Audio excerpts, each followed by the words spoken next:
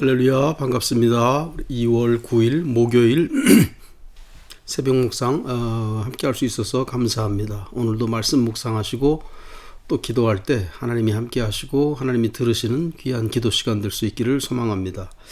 우리 찬송가 267장 주의 확실한 약속의 말씀 듣고 우리 5절까지 있는데 1절, 2절, 3절 우리 먼저 하시겠습니다.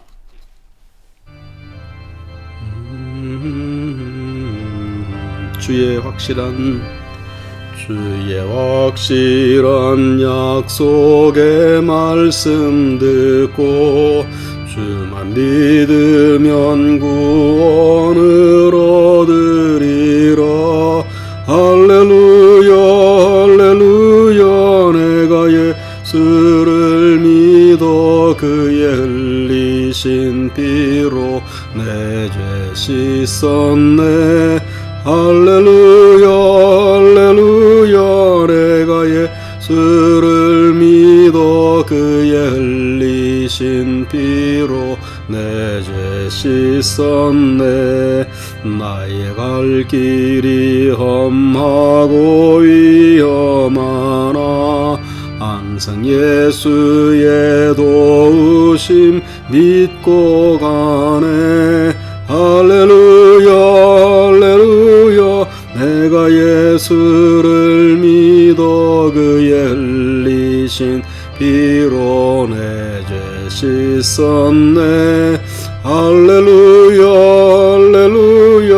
내가 예수를 믿어 그의 흘리신 피로 내 죄 씻었네.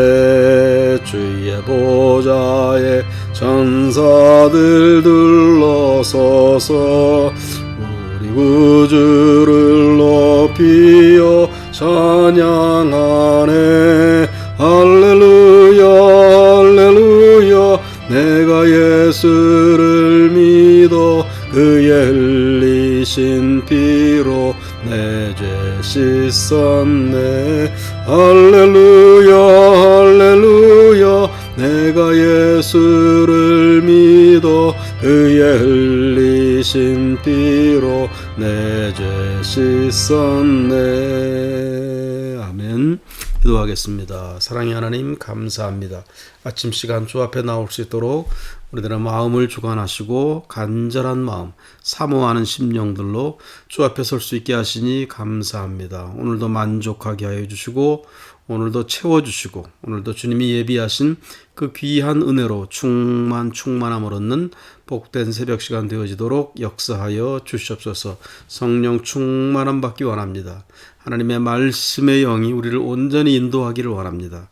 채워주시고 승리하게 하시고 오늘도 열매 맺고 성장하는 우리들 되게 하여 주시옵소서. 예수 그리스도의 이름으로 기도하옵나이다. 아멘. 오늘 말씀은 어제에 이어서 우리 사사기 8장 22절부터 35절까지입니다. 사사기 8장 22절부터 35절까지 22절입니다. 그때에 이스라엘 사람들이 기드온에게 이르되 당신이 우리를 미디안의 손에서 구원하셨으니 당신과 당신의 아들과 당신의 손자가 우리를 다스리소서 하는지라. 미디안이 300용사를 데리고 나가서 기드온이 300용사를 데리고 나가서 미디안 그 연합군 13만 5천 명을 섬멸하죠.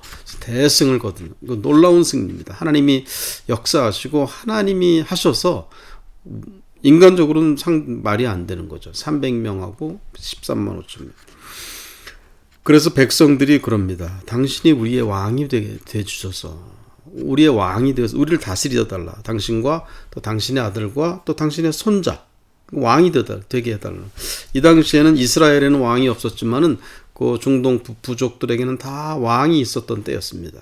그런데 이스라엘에만 왕이 없었어요. 왕이 없는 그 백성들의 신앙 상태가 오늘 지금 이 22절 한 구절에 나오는 하나님이 다스리고 계시는데 하나님이 300명 가지고 13만 5천 명을 승리하게 해주셨는데 하나님이 다스리시는데 뭐 인간적으로 또 왕을 달라고 하느냐. 그런 그 백성들의 그런 불신앙적인 그런 것을 볼 수가 있죠. 사사기의 큰 주제, 키워드 중에 하나가 21장 25절에 보면 저들이 왕이 없으므로 각자 자기 소견에 옳은 대로 행하였더라. 왕이 없었기 때문에 자기 소견에, 자기 생각에 그냥 옳다 생각하면 그대로 그냥 행하였다는 거예요. 왕이 있어서 막 다스려주고 이렇게 하면 좋았을 텐데. 그래서 하나님이 모세를 세우시고 여호수아 세우시고 사사를 통하여서 이제 하나님이 직접 다스리시는데 저들은 왕을 달라고 하는 거였어요. 왕이 없으니까 자기들 마음대로 자기 소견에 옳은 대로 하나님의 생각은 묻지 않고, 그러니까 이 시대의 상황, 이 시대 사람들의 생각, 사람들의 그런 신앙 형태가 이와 같다는 거예요. 자기 소견에 옳은 대로, 자기 생각대로. 오늘 우리들의 시대가 이와 같지 않은가? 그렇습니다. 오늘 우리들의 시대가 자기 생각에 옳은 대로, 자기 생각에 맞는 사람들끼리 이렇게, 심지어 교회 안에서도 그렇습니다. 교회 안에서도 하나님의 생각, 하나님의 뜻보다 자기 소견, 내 경험, 나하고 뜻이 통하는 사람 몇 사람이 결정한 그 무엇, 그것이 아니라 하나님의 다스리심, 하나님이 일하심, 그것을 잘 보면서 우리가 순종하고 따를 수 있기를 바랍니다. 23절, 기드온이 그들에게 이르되 내가 너희를 다스리지 아니하겠고 나의 아들도 너희를 다스리지 아니할 것이요 여호와께서 너희를 다스리시리라 하니라. 기드온이 아니다, 나는 왕이 아니다, 하나님이 너희를 다스리신다. 하나님이 우리를 다스리시기 때문에 전쟁에서도 승리하게 해줬다. 나는 왕이 아니다, 나는 다스리지 않겠다. 24절, 기드온이 또 그들에게 이르되 내가 너희에게 요청할 일이 있으니 너희는 각기 탈취한 귀고리를 내게 줄지니라 하였으니 이는 그들이 이스마엘 사람들이므로, 그들이라는 것은 그 싸움에서 진 정복당한 그들, 이스마엘 사람들이거든요. 그들이 금 귀고리가 있었습니다. 그 당시 미디안 사람들, 요단강 동편에서 그쪽 광활한 그쪽에서 살던 그 사람들은 금으로 된 귀고리를 하고 다녔다는 거예요. 그래서 싸움에서 이기고 나서 전리품을 취했을 때 그 금 귀고리를 많이 가지고 왔다는 거예요. 그거를 달라. 기드온이 요청을 했어요. 25절, 무리가 대답하되 우리가 즐거이 드리리이다 하고 겉옷을 펴고 각기 탈취한 금 귀고리를 그 가운데 던지니, 즐거이 드리겠다. 그러니까 백성들이 기드온에 대한 신뢰가 굉장히 컸죠. 그래서 무한 신뢰하다 보니까 즐거이 귀고리를 드리겠다, 금 귀고리를 드리겠다. 그래서 모았어요. 자, 26절, 기드온이 요청한 금 귀고리의 무게가 금 1700세겔이에요. 1700세겔이면은 오늘날로 치면 약 20kg 정도, 금이 한 20kg, 굉장히 많은 양이죠. 그것이 모아졌어요. 그 외에 또 초승달 장식들과 폐물과 미디안 왕들이 입었던 자색 의복과 또 그 외에 그들의 낙타목에 둘렀던 사슬이 있었더라. 각종 장신구들, 또 특별히 그 옷, 왕들이 입었던 옷, 자색 옷, 물감을 들이는 옷이잖아요. 그 물감을 들였다는 것은 그 당시에 아주 좋은 옷입니다. 그런 것도 다 내놨어요. 27절, 기드온이 그 금으로, 저들이 낸 한 20kg 정도 되는 금, 그것으로 에봇 하나를 만들어. 에봇은 제사장들이 입는 옷입니다. 제사장들이 입는 옷인데 특별히 그 안에 우림과 둠밈이라는 그것이 있어가지고 하나님의 뜻을 물을 때 제사장이 그 에봇 옷을 입고 하나님의 성소에 들어가서 하나님의 뜻을 물을 때 입는 옷이 에봇이에요. 그런데 왜 그랬는지 기드온이 그 금을 모은 것을 가지고 금으로 된 에봇을 만들었다는 거예요.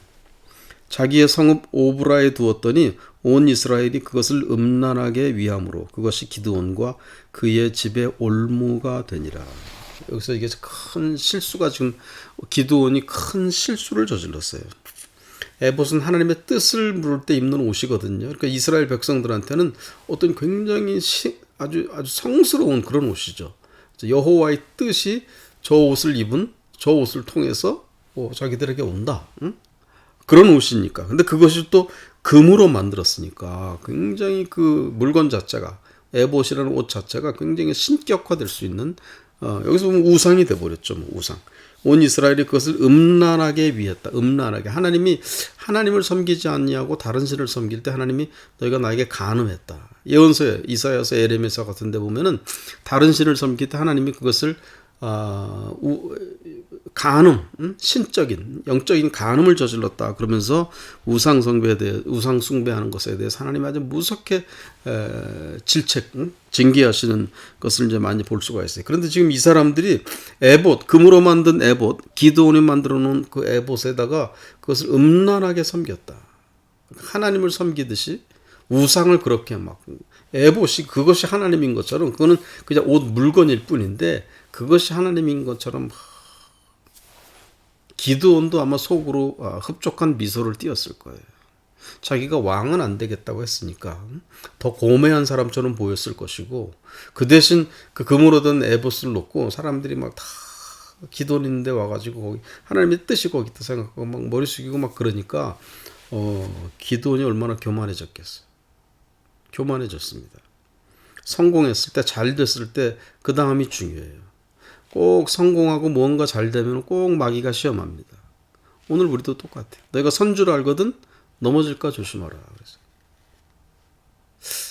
기드온이 왜 이런 실수를 저질렀는지 모르겠는데 어쨌든 이렇게 하나님 외에 왕을 삼으려고 그랬다가 기드온을 그거 안 되니까 하나님 외에 다른 것을 자꾸 섬기려고 하는 그 백성들, 이스라엘 백성들, 오늘 우리들도 정말 똑같지 않습니까? 오늘 우리들도 하나님의 말씀, 하나님을 섬기기보다 자꾸 눈에 보이는 것, 그런 것에 혹하는 그런 것을 볼 수가 있어요.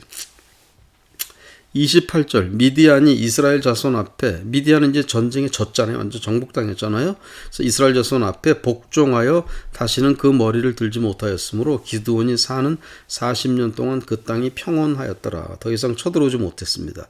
29절, 요아스의 아들 여룹바알이 돌아가서 자기 집에 거주하였는데 다시 기드온이라 하지 않고 여룹바알이라고 합니다. 바알과 싸워서 이겼다. 바알과 쟁론한다. 그런 뜻이잖아요.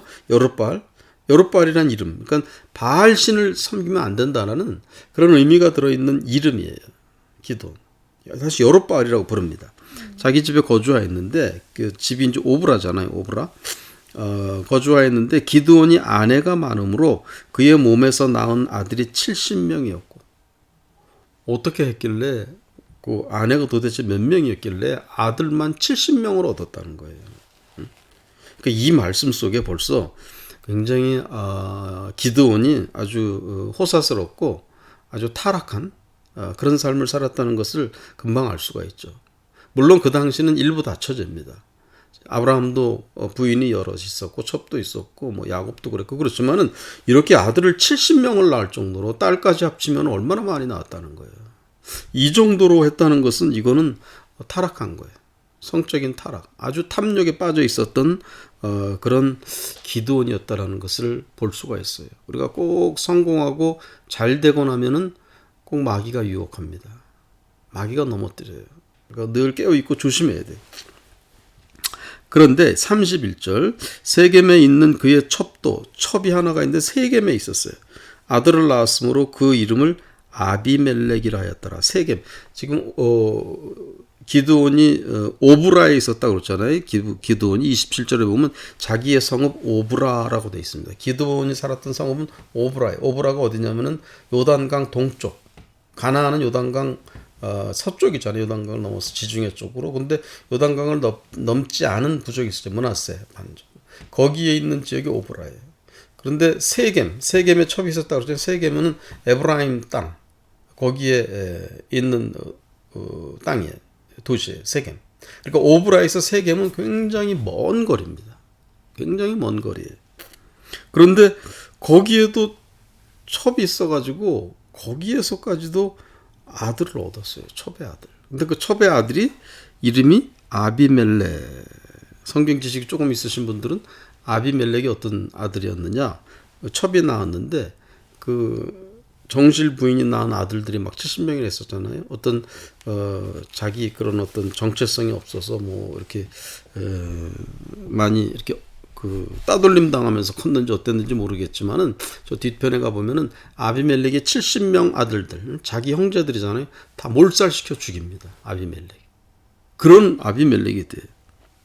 근데 아비멜렉의 이름의 뜻이 아비라는 말은 나의 아버지라는 뜻입니다. 아비.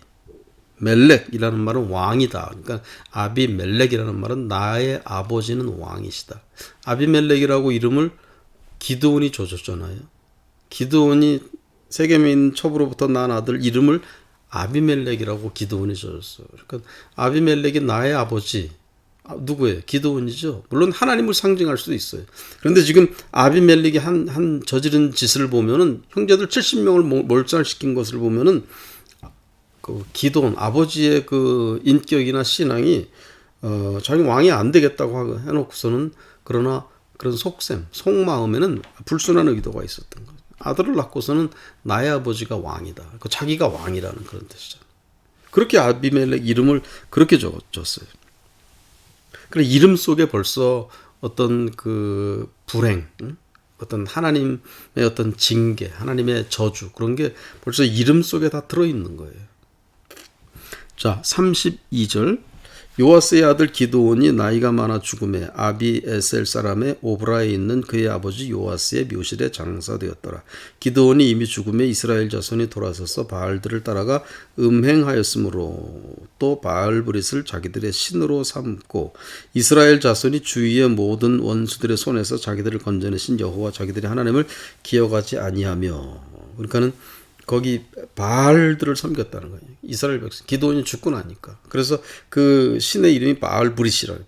바알. 브릿이라는 말은 언약이라는 뜻이거든요. 바알브릿. 그러니까 바알이 나의 언약과 같아. 하나님의 언약이 하나님이 아니고 바알이 언약의 그런 신이다. 이렇게 지금 고백을 하는 거예요. 이렇게 우상 숭배로 그냥 확 빠져버리는 그런 백성들을 볼 수가 있어요. 35절. 또 여룻바알이라 하는 기드온이 이스라엘에 베푼 모든 은혜를 따라 그의 집을 후대하지도 아니하였더라. 사랑하는 여러분, 오늘 이 말씀을 통해서 우리가 배울 수 있는 것 하나만 말씀드린다고 하면은요, 잘 됐을 때 조심해야 돼. 성공했을 때, 부자가 됐을 때, 하여튼 뭐 어떤 식으로든 내가 행복하다, 세상적으로, 자식들도 잘 되고, 뭐 걱정할 것 없다라고 했을 때 꼭 조심해야 돼. 그래서 기드온이 그걸 보여주는 거예요. 기드온의 그 마음속 깊은 데서는 아들의 이름을 아비멜렉이라고 지은 것을 보면은 기드온이 참 어떤 사람이었나를 우리가 잠깐 들여다볼 수가 있어요. 사랑하는 여러분, 우리가 성공하든 실패하든 잘 되든 잘 안 되든 형통하든 형통하지 못하든 고난 가운데 있든 뭐 행복하든 어떤 경우 어떤 처지에 있든지 간에 언제나 우리가 단순한 마음, 일편단심, 변치 않는 마음으로 하나님만 사랑하고 하나님만을 진정한 왕으로 삼고 하나님이 모든 것을 해주시는 분이시다. 하나님이 일하시고 하나님이 나를 붙잡아 주시고 이끌어 가시는 분이다. 하나님 중심으로 늘 서 있게 되시길 바랍니다. 그렇지 않으면 마귀의 유혹에 그냥 넘어가요. 예수님도 넘어뜨리려고 했었던 마귀 사탄인데 뭐 얼마든지 넘어갈 수 있는, 늘 깨어 있으시고 조심하고 절제하고 늘 두렵고 떨림으로 구원을 이루어 가시고 더욱 거룩한 성화의 삶을 살아갈 수 있게 되기를 주의 이름으로 축원드립니다. 기도하겠습니다. 전능하신 하나님 감사합니다. 오늘도 은혜의 은혜를 더하여 주시고 특별히 기도할 때 응답하여 주시고 주님 만나고 주의 음성 듣게 되는 귀한 새벽으로 역사하여 주시옵소서. 예수 그리스도의 이름으로 기도하옵나이다. 아멘. 앞에서 불렀던 주의 확실한 약속의 말씀 듣고 4절 5절 우리 하시고 주기도문으로 예배 마치겠습니다. 예언자들과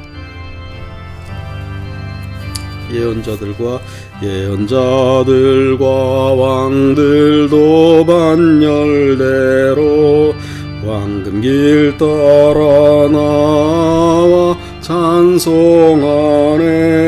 할렐루야 할렐루야 내가 예수를 믿어 그의 흘리신 피로 내 죄 씻었네. 할렐루야 할렐루야 내가 예수를 믿어 그의 흘리신 피로 내 죄 씻었네. 우리 모두 다 그 반열 뒤따르며 함께 즐거운 찬송을 부르리라. 할렐루야 할렐루야 내가 예수 흘리신 피로 내 죄 씻었네. 할렐루야 할렐루야 내가 예수를 믿어 그의 흘리신 피로 내 죄 씻었네. 아멘 아멘. 주기도문 하시겠습니다. 하늘에 계신 우리 아버지여, 이름이 거룩히 여김을 받으시오며 나라 임하옵시며 뜻이 하늘에서 이루어진 것 같이 땅에서도 이루어지이다.